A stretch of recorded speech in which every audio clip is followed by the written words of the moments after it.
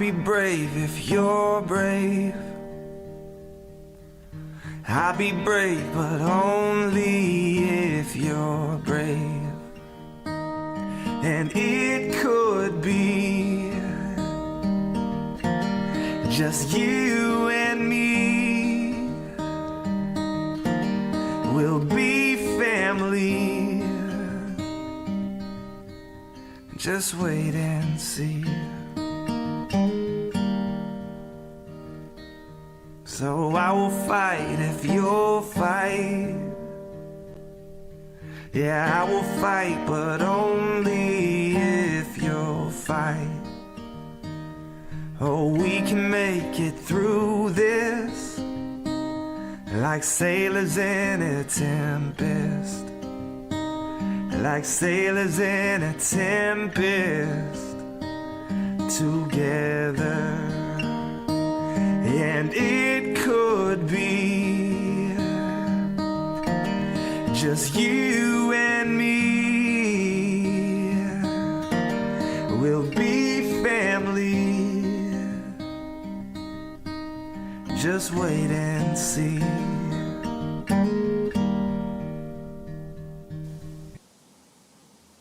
Good evening, everyone. Welcome to tonight's Lung Cancer Living Room. We're thrilled to have you all watching from hopefully your own comfortable living rooms. Tonight, as you guys may or may not know, is the much anticipated annual Best of ASCO Living Room.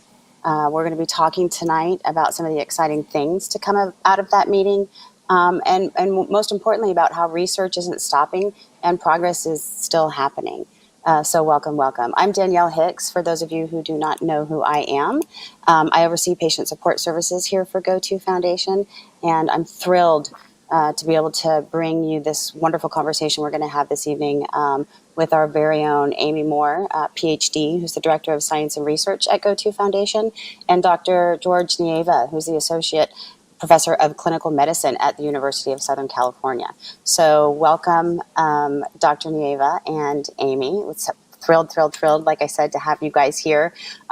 Typically, if some of you are familiar with watching The Living Room, you know that I used to read bios, and it was sort of this boring conversation with me looking at a piece of paper to introduce our speakers in a more formal way and who they are. And I found that it's more personal for them to tell us a little bit about who they are and why lung cancer is an important thing to them. So we can start with Dr. Moore, if you don't mind, who I think most of you know.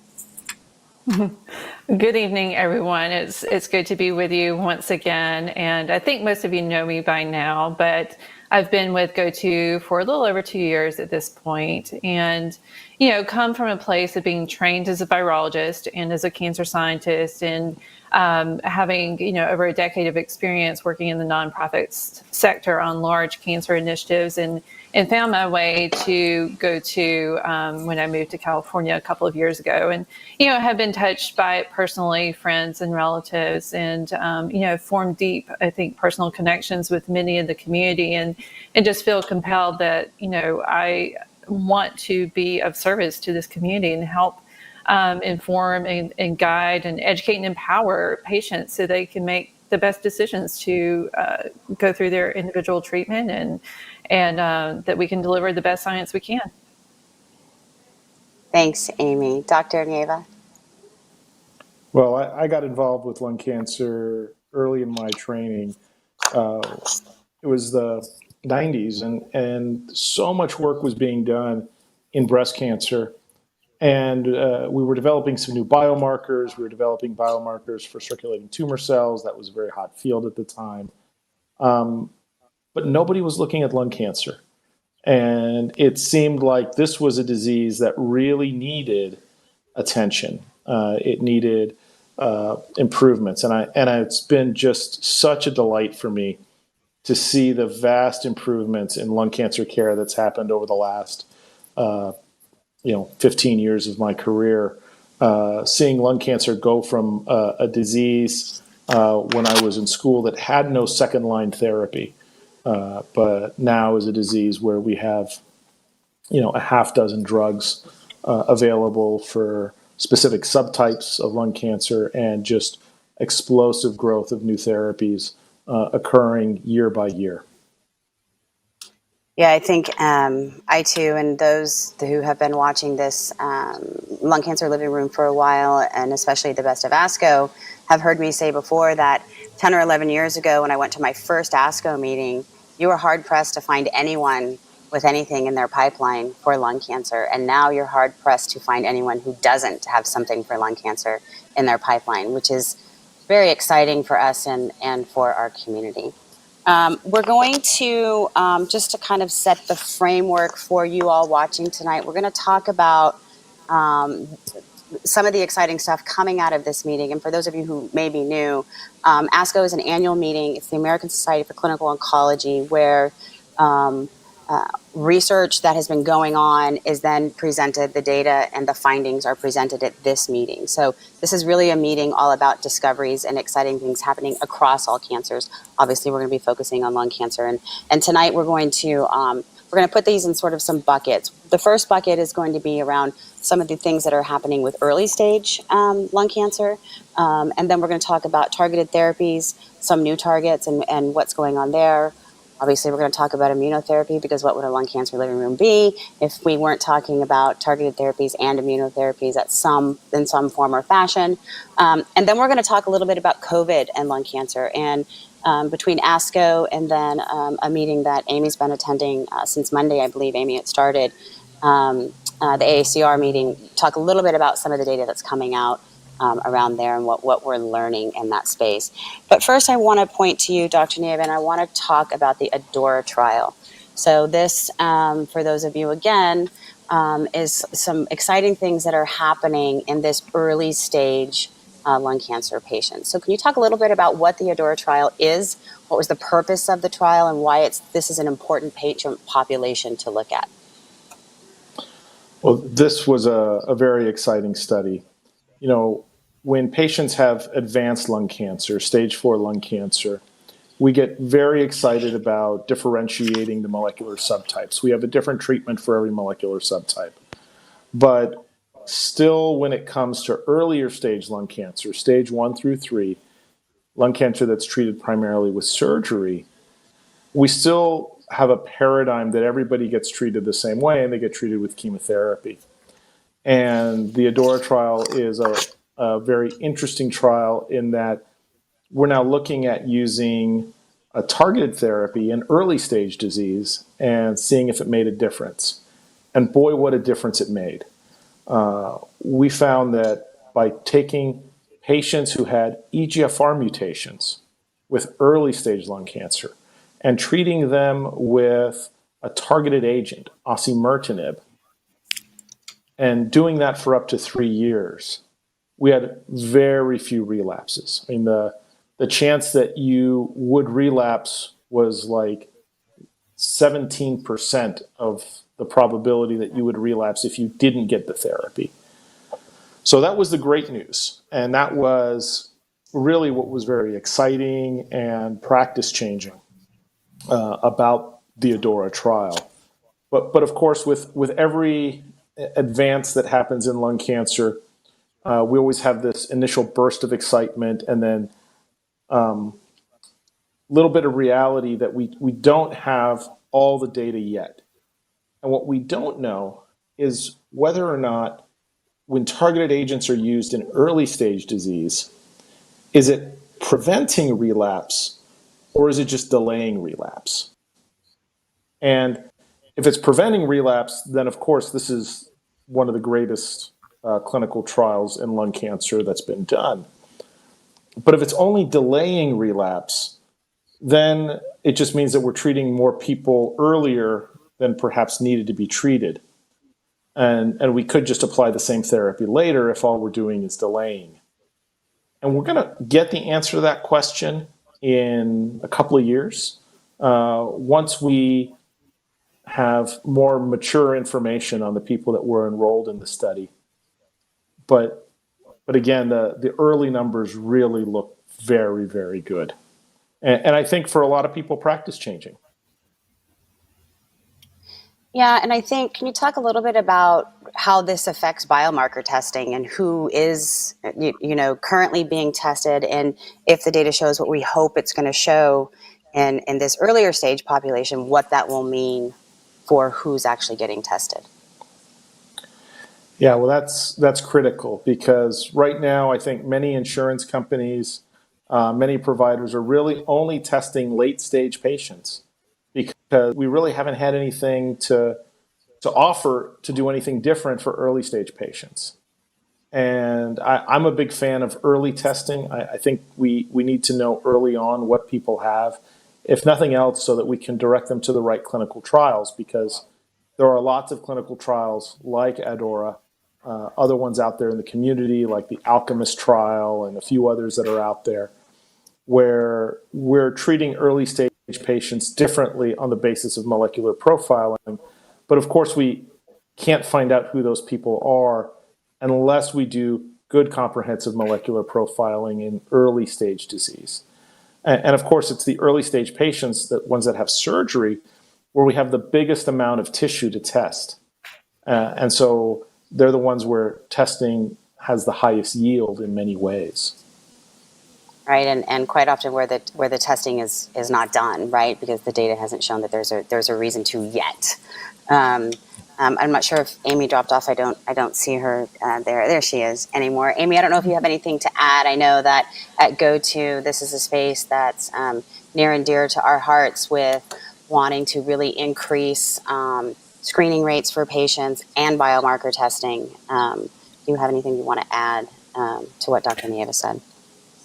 I mean, I think, there are obvious pluses, and the community is very encouraged by the results, and rightfully so. I think we have to proceed carefully because of the unknowns, right? We're talking about disease-free survival currently. We don't yet know overall survival. So there is that caveat, and that's been debated and discussed kind of at length in various formats and venues.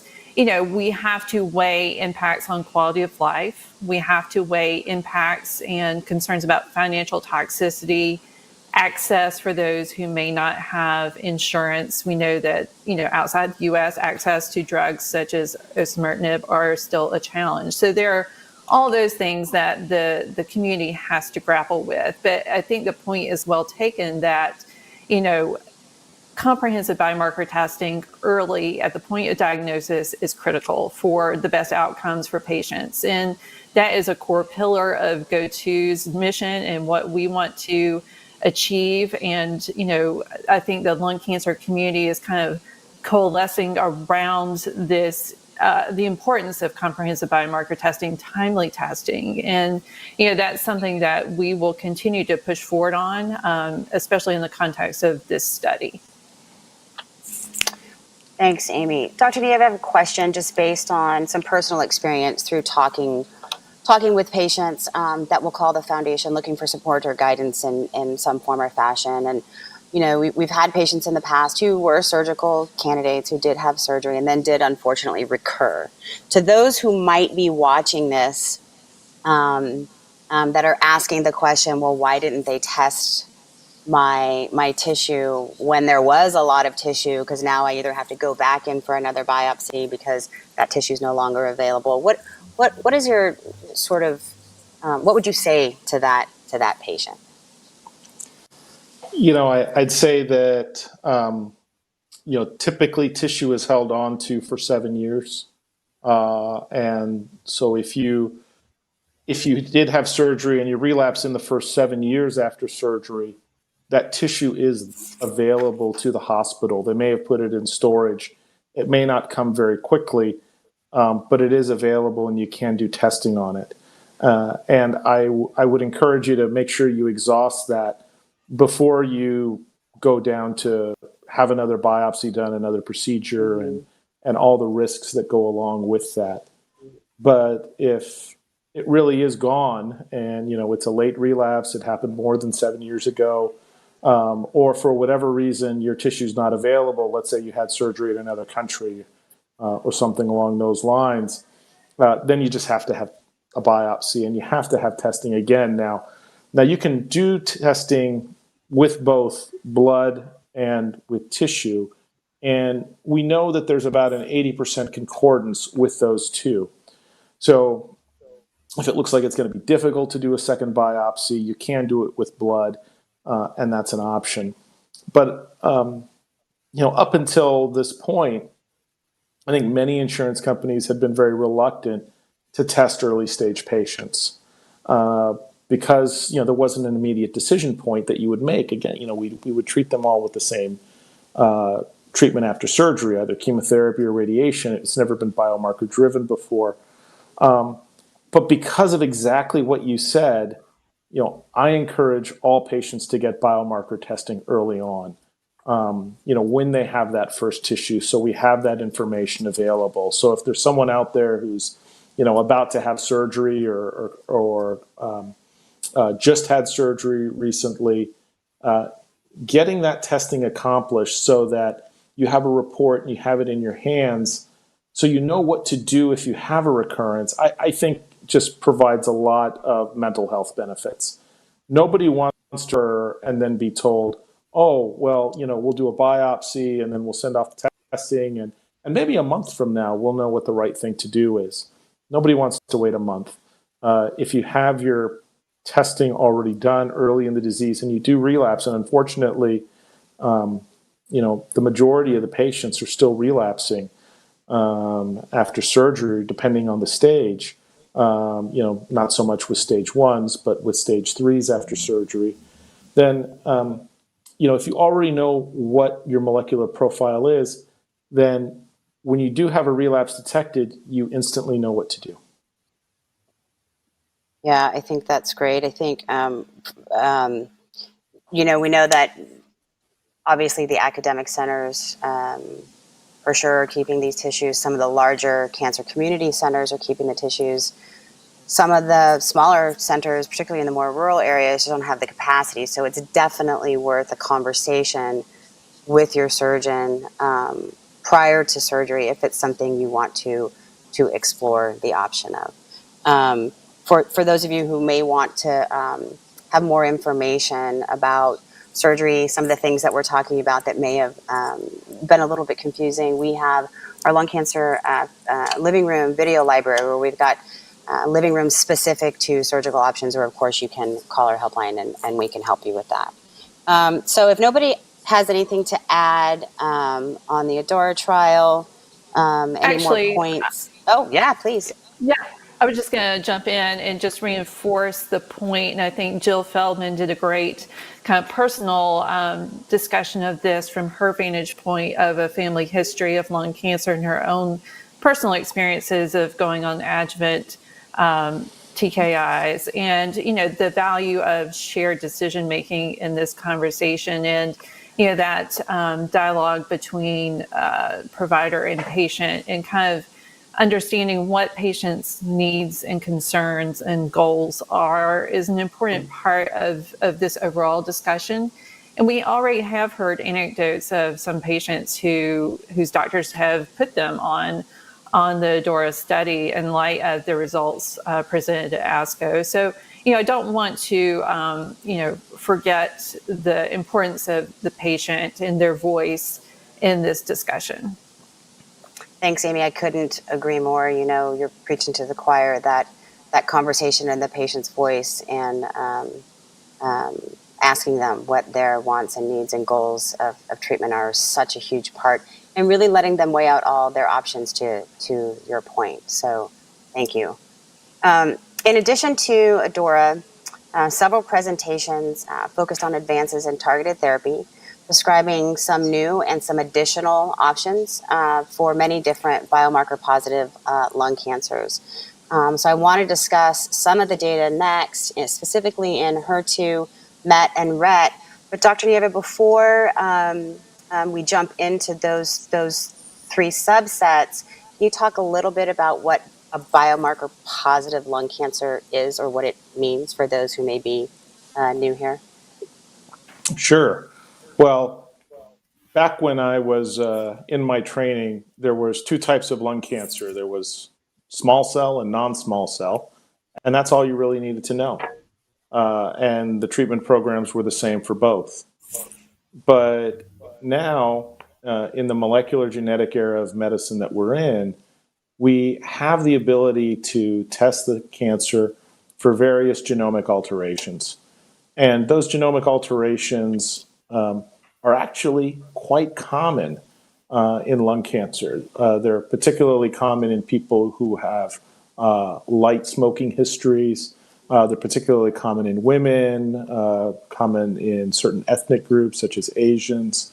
And so we find that many lung cancers are driven by these oncogenes that we can identify.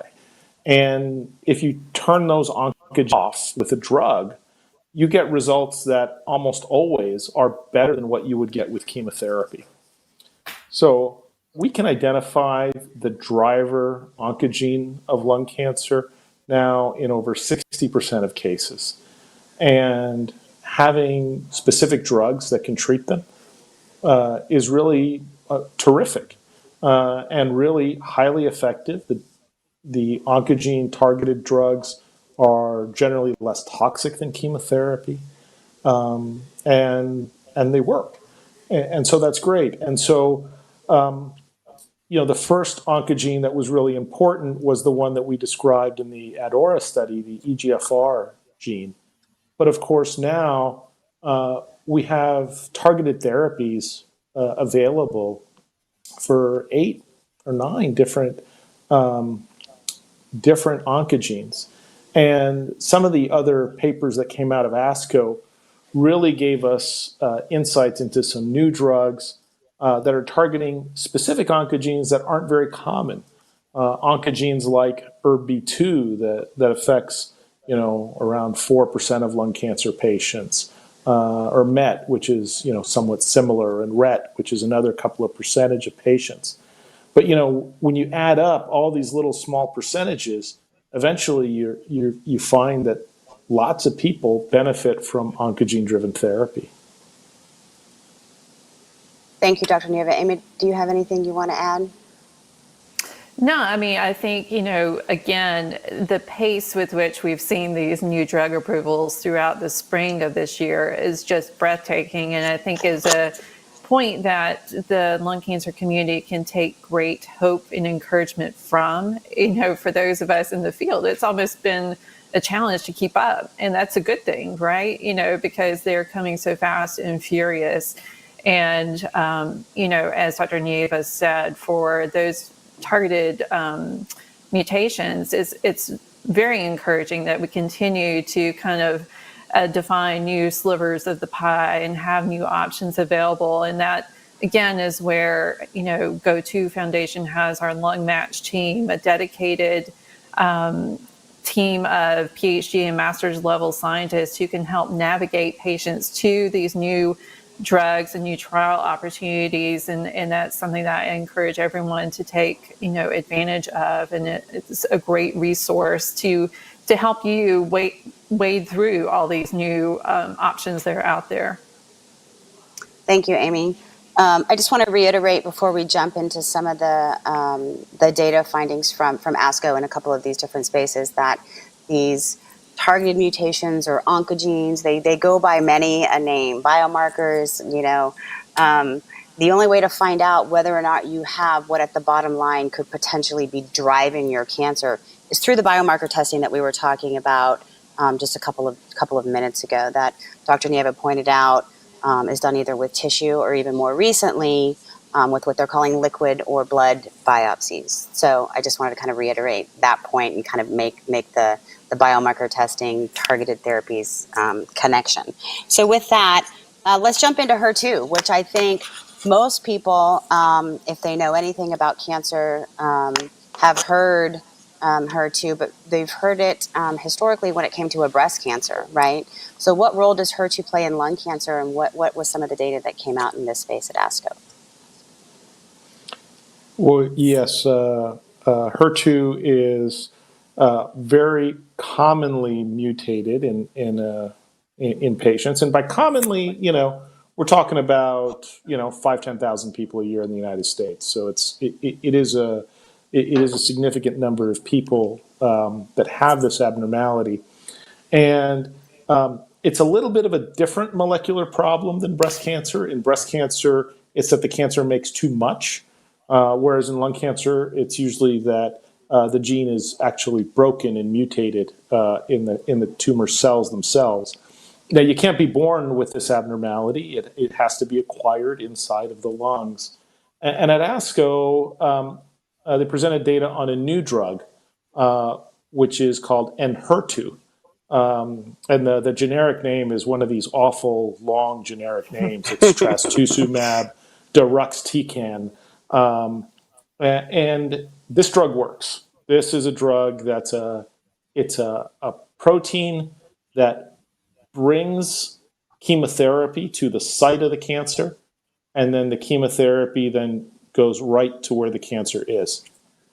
Now, this is the second drug that has become available for patients with lung cancer and ERBB2 abnormalities with the same mechanism. It's what's called an antibody drug conjugate.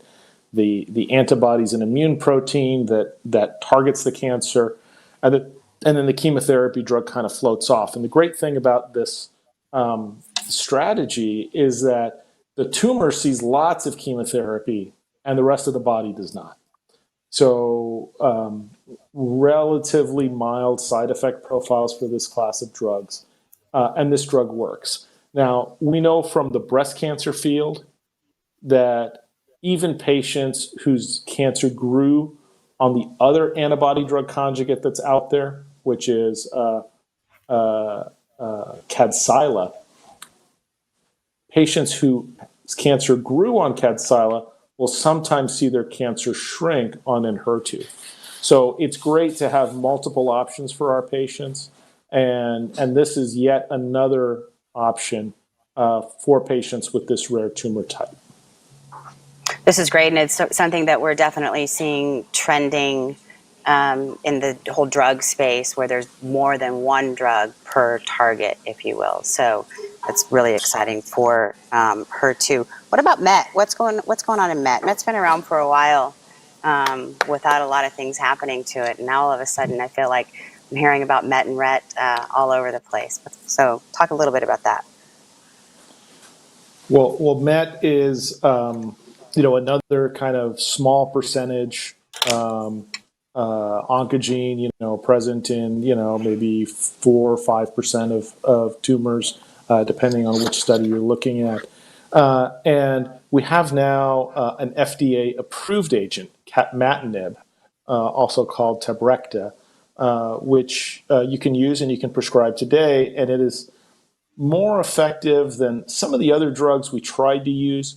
There were a couple of FDA-approved drugs out there that had a little bit of activity against MET, but had been FDA-approved in other diseases because they weren't designed to target MET. They were designed to target something else, and kind of like their side effect was that they hit MET. And so we had been using a few drugs for these patients like that, but they weren't great in that situation. But now we have good data with Tebrecta, and then tepotinib, SIM015. These are also drugs that are pills. They work against MET, and it's almost as if MET is the new ALK, where we're having lots of drugs coming out in the space, and patients are going to have choices. Physicians are going to have choices, and this is really important because when one drug doesn't work for you or has a side effect, it's really good to have another option. I had the opportunity to talk to a patient who was being treated overseas, and in his country, they only had the availability of one drug for ALK. And after he tried that drug, and it seemed to help a little bit, but he had a little bit of liver toxicity from the drug. And my initial response was, well, what's the problem? We've got 5 others. Just take one of the other ones. He said, no, in my country, we only have one. And so we had to go through a whole process to try to get him access to one of the other drugs that are out there. And so I think this development, this fact that, we've got pharma kind of piling on, and when one company comes out with a drug against a target, 3-4 other drug companies just kind of pile in and they do the same thing. This is great. It's only a benefit. That's great. One question I had, which is sort of a personal question, and maybe you and Amy can both comment on this, is they talked in the data about this giving a new population of patients. For example, in this instance, men with a history of smoking, or more likely maybe to respond to this. Do we know why? Is that something similar to what we saw back in EGFR and the Asian population, or is that just happened to be the population that's been tested in this study? I was just curious. Maybe we don't know. So, I think the numbers are still pretty small. I don't know, Amy, do you have thoughts? I was just going to say, I don't know that we have enough data yet to really understand why that may be true. I think, we need further study to try to sort that out. Yeah, no, like I said, it was just one of the things that kind of struck me, especially going through all of this COVID stuff, and I know we're going to get into it, but why, certain populations might be at higher risk for one thing. Is it similar kind of in the converse where certain populations will respond better to certain drugs? Yeah. Well, we see med in both men and women. And the great thing is, when you look at the response curves with these drugs, you're not seeing hardly any patients whose tumor grows on these drugs. These drugs are making tumors shrink. And really the question then becomes not, will it work? Because the answer to that question is almost always yes. The question really is just how long will it keep working? And what can we do as scientists to try to make that duration of response longer and longer? Yeah. Great. I think one of the positive kind of offshoots of all these new approvals and new targets is the generation of new oncogene groups. So we've known about the ROS1ders and the EGFR resistors are now positive for some time, and they're doing great things. And now, because of these new drugs and new options, we're seeing the MET Crusaders, we have the RET Renegades, we have KRAS Kickers, we have the N-Trekkers. So all these new groups are coming to the table and having a voice and having a seat in the discussion about how they can help inform more research, better outcomes for patients, how they can help transform clinical trials. It's a boon, I think, for the lung cancer research community that as we have more survivors, there are more voices who can advocate for improvements. And, this will continue to just pay off for the community. Yeah, I wish I had a thumbs up button for that because I couldn't agree with you more. And just to take a break before we jump into RET and just kind of explain, because I know we've talked about a couple of different biomarkers right now, and I think we've also discussed how these tend to be smaller subsets of the overall population. But what I want to make really clear is that we're finding pieces of the pie, if you will, that are filling up an entire pie. So we're really looking towards how do we fill up that pie, figure out what is driving these types of cancers, and then what sort of drugs do we need to help target what's driving them. And again, not to beat a dead horse about how long I've been kind of doing this and watching it, but there was nothing. There was no pie pieces to be had that had targets when I first came into this. When lung cancer first entered my life back in 2003, there was a couple of things in studies, but there wasn't really anything approved yet. So the strides that we have made in what is a fairly short period of time when we're talking about cancer research and discovery is phenomenal. So that's why I wanted to give a thumbs up. Okay, RET. RET is next on the list. So what do we have going on there?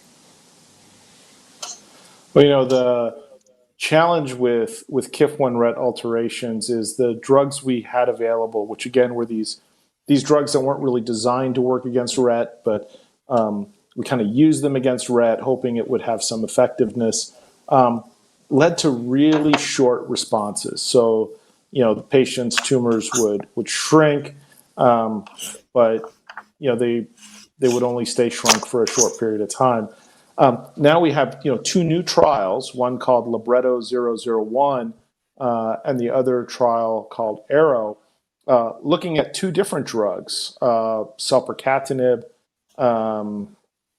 and one other agent that really, again, these drugs really work. They target RET very effectively. They knock out RET very effectively. And so we're getting into a situation where people with RET alterations are almost assured that if they go on one of these drugs, their tumor is going to shrink. And I think one of the important things that I sort of recognize in this space too, because it's not always the case with at least some of the early targeted therapies, was that it is showing promise and effectiveness in the brain as well, right? Mm-hmm.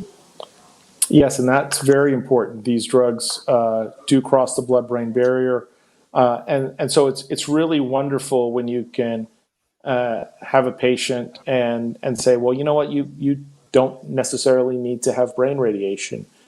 These drugs have a very good chance of controlling the disease even within the brain, and so having that as an option, as an alternative, is also just terrific. Again, something we didn't have not that long ago. So true. I think that was always a big struggle because lung cancer, particularly in late stage patients, tends to like the brain, right? When it comes to metastases, and not having drugs that were able to pass what you referenced as the blood-brain barrier posed a very real challenge to a lot of patients. So it's some of the most exciting thing I know for the patients that I talk to that do have the brain metastases at diagnosis. Amy, do you have anything you want to add before I jump sort of over to some exciting developments happening and some targets that we already kind of knew about? Not specifically on RET. I mean, I think that the main takeaway is we, are making rapid progress in a number of targeted areas. There are, drugs that show efficacy that, that have FDA approval. And so that is something that's very hopeful for the lung cancer community. Thanks, Amy. So now I want to jump into KRAS. So there's been a lot of buzz around KRAS, over the last year or so. I want to talk about the prevalence of KRAS in non-small cell lung cancer patients. I also want to speak to the fact that we've been talking about the non-small cell lung cancer buckets so far. We're going to talk a little bit about squamous and small cell in a few minutes. But what's going on with this KRAS, specifically in G12C, as it relates to treatment options? Well, KRAS is probably the biggest bucket, and the bucket that we've knew about for the longest. Roughly a quarter of lung cancer patients will have KRAS alterations, and KRAS alterations are particularly common in people who had used tobacco products. KRAS has always been thought of as undruggable. And we never, in the first 10 years of the development of targeted agents, could never find a way to target KRAS effectively. And the very exciting thing that happened, last year was that AMG 510 was announced. And this was a drug that was developed by Amgen and worked not against all KRAS, but worked against a very specific KRAS mutation, the KRAS G12C mutation. And that development was just so exciting because we didn't really have anything before for these people, aside from chemotherapy and immunotherapy. Now KRAS patients do benefit from immunotherapy. So they're one patient group where I kind of get to double dip now. There's targeted agents available, and there's immunotherapy agents available, and having both of those is just terrific. But we're going to see a lot of activity around KRAS, and this is sort of one of the great things that happens in science, where when one person kind of figures out how to do something, and then everybody else looks at it and goes, "Oh, well, that's how you do it." And now I think we're going to see lots more KRAS drugs, and so we have Merida Pharmaceuticals has come out with a KRAS drug. And the really exciting one is we've got agents that have come out from Boehringer Ingelheim that target an upstream protein that works with RAS called SOS. And the great thing about that drug is that it's going to work with all the KRAS mutations. We don't think it's going to be restricted to a particular subtype. And that's really going to be important here early on before we have a dozen drugs out there on the market for KRAS. And I do think that, before I retire, we're going to have a dozen KRAS drugs. But between now and then, I think the access to these KRAS drugs is largely going to be in clinical trials. It's largely going to be at academic centers. And it's always harder to find a drug for you if the drugs are much more specific, where they don't work against all the KRAS, just against one particular subtype. So I think we're gonna go from KRAS being one of the hardest lung cancers to treat to being one of the easiest lung cancers to treat, but it's just going to take time. And so for those people out there who are listening who may have KRAS alterations, the name of the game is to do everything you can to stay as healthy as you can for as long as you can, because new drugs are going to be on the way. And staying healthy so that you can have those new drugs when they're available is going to be very important.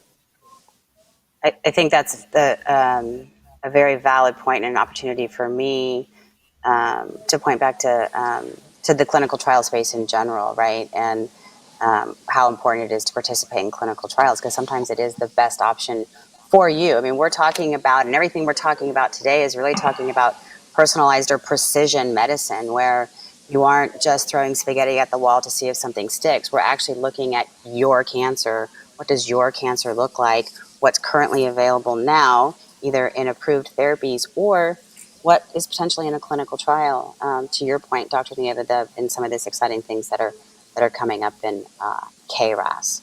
I want to switch to squamous for a second. And for those of you watching, in non-small cell lung cancer, adenocarcinoma is the most common, but then we have squamous cell carcinoma. And so historically speaking, these patients are not biomarker tested.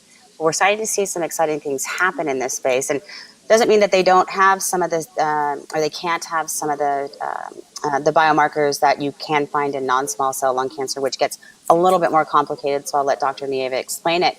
But I want to focus mostly on, PIK3 and CA and what's happening in this space and why this is an important space for discovery, the squamous cell patient. And I just want to clarify one thing, Danielle. Just because historically we didn't test squamous patients doesn't mean we shouldn't test the squamous patients. I think the squamous patients should be tested every bit as much as adenocarcinoma patients are tested, because sometimes the histology is just wrong. And it turns out, though, that really was an adenocarcinoma. And some squamous patients do have oncogene drivers. They'll, I can tell you the times where I said, "Oh, should I test this person?" They were squamous. This was kind of early on. It's like, oh, they had an EGFR mutation. I had a patient recently come in who had a NUT fusion with squamous histology, and that's something for which there's drugs in development for. So we need to test everybody, and I think I can't say that enough times. There isn't a subtype of lung cancer that shouldn't get tested. But moving on to what we can do for patients with squamous tumors, Of course, the biggest thing is something we're going to get to later, which is immunotherapy, because immunotherapy in squamous tumors works very well. On the targeted therapy side, when we're looking at small molecules that are going after specific proteins driving the cancer, we have PIK3CA, and there was a little bit of data on PIK3CA that came out of ASCO, but these are still very early days. It's clear that when there's a PIK3CA alteration, it's usually not the only thing that's driving the cancer, and I think we're going to have to learn a lot more about that driver and kind of how it works and how it interplays with everything else before we really have good treatments for it. I don't know. What do you think, Amy? Was there something that you wanted to add about that? No, I think you did a good job summarizing it. And, I agree with your key point, which is more testing across, the whole space. I think that's the common denominator here. And the most important takeaway from the science that was presented at ASCO is it all reinforces the importance of timely, comprehensive biomarker testing. And that's something that we are definitely committed to and will be working hard to deliver as part of our kind of revised strategic plan going forward. Yeah, and I just want to reiterate that this is another spot where I wish there was a thumbs up button, because we are speaking the same language about squamous cell patients and biomarker testing. So I feel like there's a soundbite coming our way from the comment that you made. I want to touch on something really quick, and then I want to jump into immunotherapy. I want to be mindful of time and make sure we get into the COVID and lung cancer conversation, because I know that's a big concern for a lot of folks in our community. The thing I want to touch on is that, we know that in spite of all of these exciting things happening in the targeted therapy space, there's still a problem with resistance. So we did want to let you guys know that there are a lot of studies going on looking at resistance. And equally as important to that is another opportunity to reiterate the biomarker testing and retesting, if you will, at the time of resistance. Because what the scientists and the researchers and your physicians need to know at that point is what is causing your cancer to become resistant to the drug you're truly on. So I just wanted to let everyone know that is something that is a hot spot, and it is happening. Studies are happening across the board in that area. I don't know if quickly, Dr. Nieva or Amy, either of you wanted to touch on resistance and anything especially exciting that you saw coming out of ASCO before we move on to IO. Sure, I can jump in and just, briefly remind folks that, GO2 is working with ALK positive on a novel study looking at combination approaches to ward off or prevent drug resistance for ALK patients. We know that, eventually resistance occurs. And so can we hit tumors hard early on up front with smart combinations of approved drugs, and hopefully, as I always like to quote Dr. Bavona, he and Dr. Christine Lovely are the co-PIs of that project, as he says, we don't want to interrogate the black box after the plane crashes. We want to keep it from crashing in the first place. I think that's a great metaphor for what we want to accomplish in this space. Can we, beyond just the individual targeted therapies, can we do combinations to help solve the resistance challenge that we know is out there? Thanks, Amy. That's actually a great segue into the conversation around immunotherapy and some of the combinations that are happening in the IO space, and some of the information coming out of that. If you guys want to jump over into that bucket. Yeah, I mean, again, great data coming out of ASCO this year on immunotherapy, and it's around the same theme of now there's more options. We had data presented confirming what everybody already knew, that when immunotherapy works, it tends to work for a very long time. And so anyone who's been blessed to have an immunotherapy response really has had something very special happen. And then we had data from the Checkmate 9LA trial, which showed that a little bit of chemo mixed with the immunotherapy makes the immunotherapy work better. And I think we already knew that from the previous studies that Merck had presented, combining chemotherapy with their immune therapy drug. But now there's more ways to do it. Now you can give a little more immunotherapy and a little less chemo, or you can use different immunotherapy drugs. The Caspian trial was presented, which again gave us a few more options in terms of things that were out there for using immunotherapy. So I don't think we took away anything from ASCO that was different in terms of what we had learned, but we now said, well, we don't have to do it this way. We can do it a bunch of other ways as well. I think that's great. Amy, do you have anything to add? No, I mean, I think combinations, again, are showing great efficacy for patients, and particularly in the small cell setting. So, that was something that we haven't really touched on at length, but we are now seeing the, emergence of new options for small cell patients with immunotherapy. And so that's encouraging as well. Couldn't agree more. It's such important stuff and important work. Is there anything else before we jump into COVID and lung cancer that you guys want to say or touch on or close out about ASCO? I know it was a virtual event this year. I don't know how everyone's experience was. But in spite of these virtual and uncertain times, I think the biggest point is that really exciting things are continuing to happen. Yeah, I just want to let everybody listening that everybody's still working. So even though people are working from home, they're still working. The clinical trials infrastructure at many universities is still up and running. So it's still possible to get on clinical trials. And who knows, if you go on a clinical trial next year, they'll be talking about you at ASCO next year. Amy? Yeah, I mean, it's still a very rapid pace that's happening for lung cancer. And, so many advances and new approvals have come out this year. And, things look different because of COVID, but that doesn't mean our work has stopped. Cancer hasn't stopped. Our commitment to lung cancer patients has not waned. I think people are more committed than ever, recognizing the challenges that patients face. So, you have not been forgotten. You are not alone, and there is great reason for hope in spite of, what's going on around us. Thank you, Amy.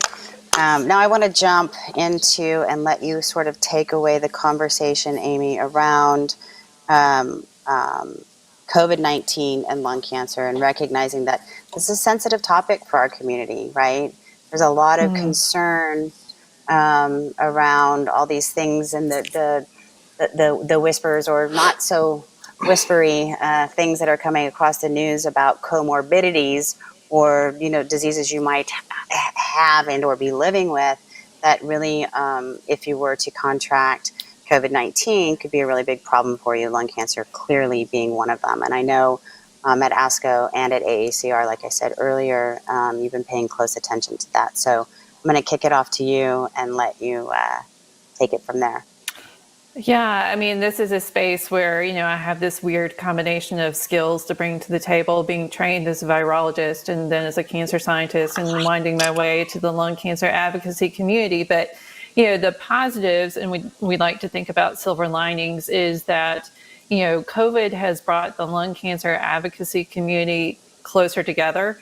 We recognize the threat that this virus presented to lung cancer patients early on. And as a result, GoTo Foundation, Longevity Foundation, the Lung Cancer Research Foundation, Lung Cancer Foundation of America, we all came together to provide, weekly updates to the community so we could be kind of a single source of vetted scientific information to, again, educate and empower the community with the information you need to protect yourselves and to make the best decisions that you can for your own care and, for those around you. And so we've been doing that since March 3rd. We have 2 abstracts that have grown out of that work that are being presented as posters at the AACR COVID-19 and Cancer conference that I'm actually attending this week, we have seen the development of several large registry studies which are looking at the impacts of COVID on lung cancer patients. And the numbers are scary, and there are caveats. So one of the studies that we've heard about is the TerraVault Consortium, and then there's the CCC19 registry study, and then there's been some more recent cohort studies that have come out of the US. Some people said, well, maybe things look different than they did in the TerraVault registry study, because that was more European based. And we know that because of the acute nature of the pandemic there, that some patients were triaged out of treatment, and maybe their outcomes will look different had they received access to, ICUs and ventilators and so on and so forth. What I can tell you is that of the number of studies that are out there do seem to be worse outcomes, and mortality is elevated. But, from the study reported by researchers at Memorial Sloan Kettering, that seems to point to patient-specific risk factors rather than necessarily the type of treatment that patients are on. There's still some debate about, whether IO confers worse outcomes or chemo confers worse outcomes. But the good news is that I think the lung cancer community is coming together to understand further the risk of COVID-19 for our patients. They're coming together to mobilize research to understand the nature of the immune response mounted in these patients. We are part of a large grant that's being submitted tomorrow, in fact, to really look at the immune response in lung cancer patients. So, as scary as it seems, there is a lot of hope. There are silver linings. The data that was presented by Memorial Sloan Kettering, there was 20% mortality at the height, but even patients who with severe disease and late stage cancer did recover. So I don't want people to assume that this is a death sentence should they be diagnosed with COVID. That being said, we want to encourage patients to take all the precautions that we continually recommend for the general public: social distancing, hand washing, wearing a mask. These are things that all of us can do to keep ourselves and our loved ones safe. And it makes added sense for the lung cancer community in particular, given the increased risk that seems to be emerging from the studies that we've seen thus far. I think it's so important. It's important information for our community to have. And I think, one of the other pieces to this, or one of the other layers to this, is the social isolation, right?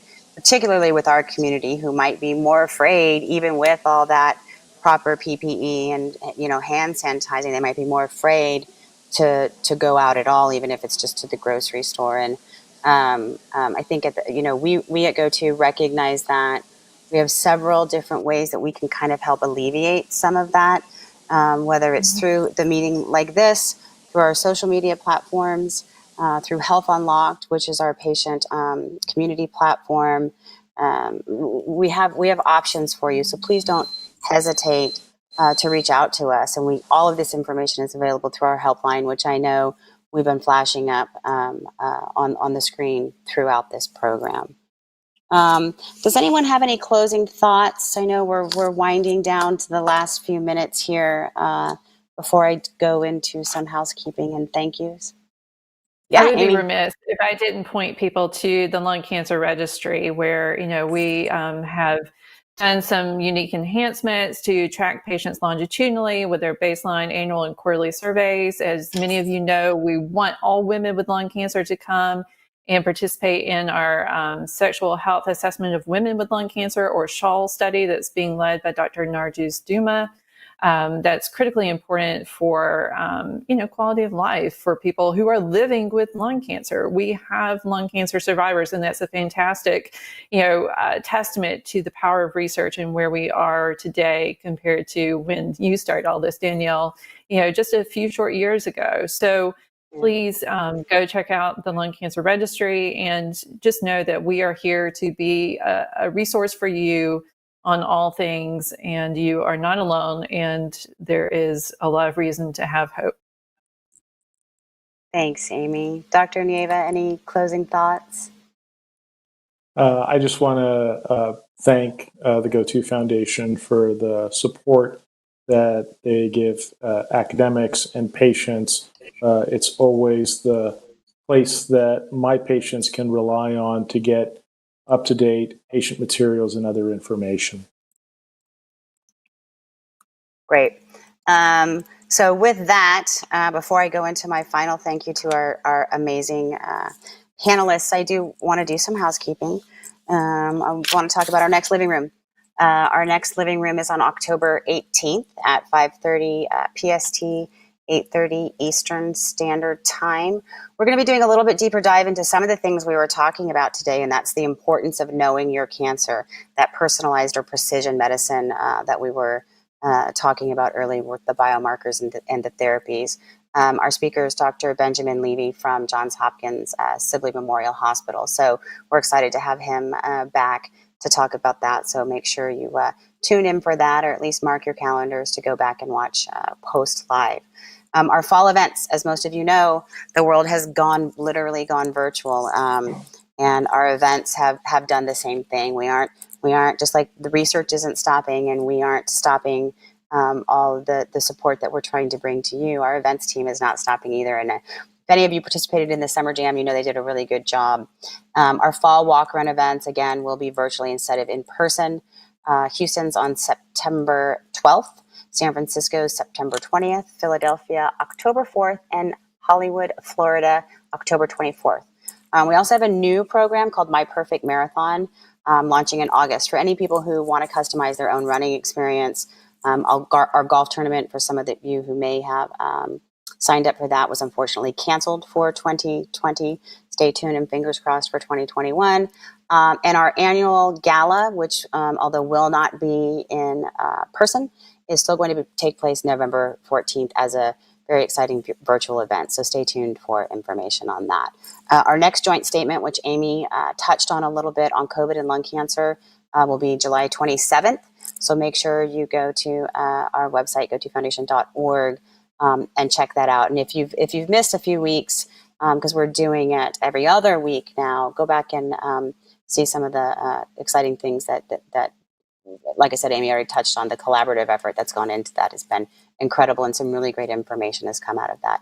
Thank you, Amy, for bringing up the registry. I want to reiterate, any of you out there, if you're sitting at home and if you're watching online right now, I know you have access to the internet. So please consider at least checking it out and getting a little bit more information at lungcancerregistry.org.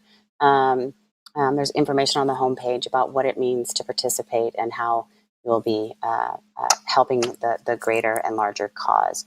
I want to say a special thank you to those who may be watching who have participated in clinical trials.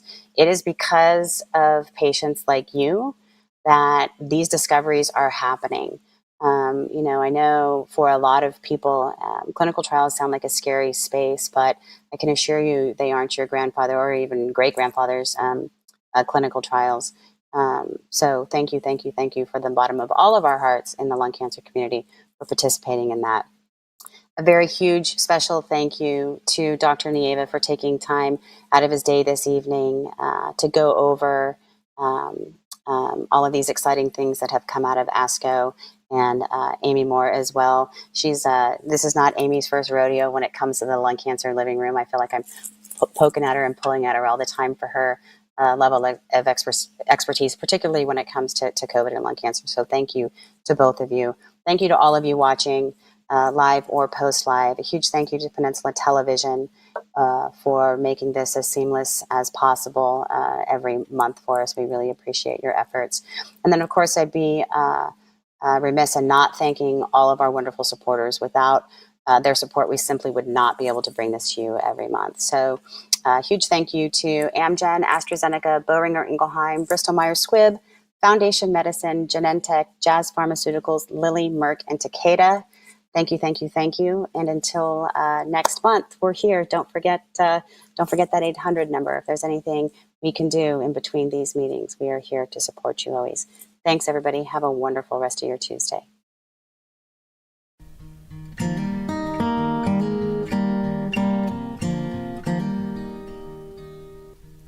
I'll be brave if you're brave.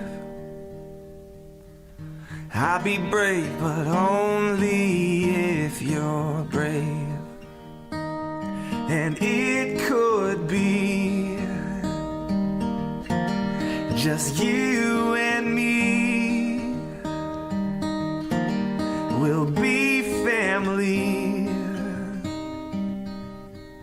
Just wait and see. So I will fight if you'll fight.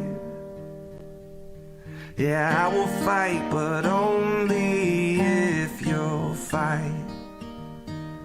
Oh, we can make it through this like sailors in a tempest. Like sailors in a tempest together. And it could be just you and me. We'll be family. Just wait and see.